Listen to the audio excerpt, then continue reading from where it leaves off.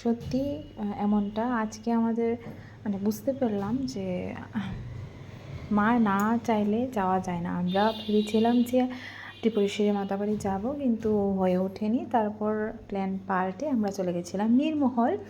তো এখানে গিয়ে ভালোই লাগলো, কিন্তু গরমটা অতিরিক্ত ছিল, নইলে আরও ভালো লাগতো।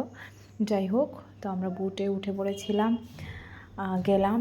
প্রচণ্ড পরিমাণে জল ছিল, একটু ভয় ভয় লাগছিল। তো আলটিমেটলি ঠাকুরের নাম নিতে নিতে গিয়ে পৌঁছলাম। তারপর এখান থেকে নীরমহল পুরোটা ঘুরলাম।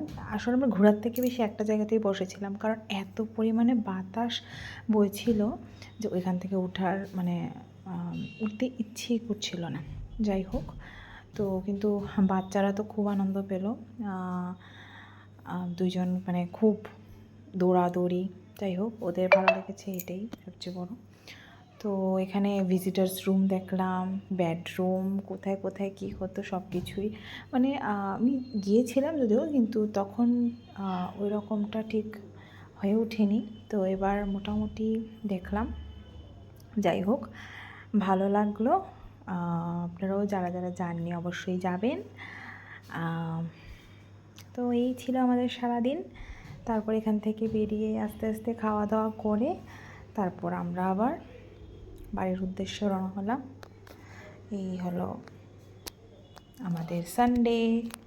তো আবার আমি নতুন কিছু ভিডিও নিয়ে আসবো। টাটা।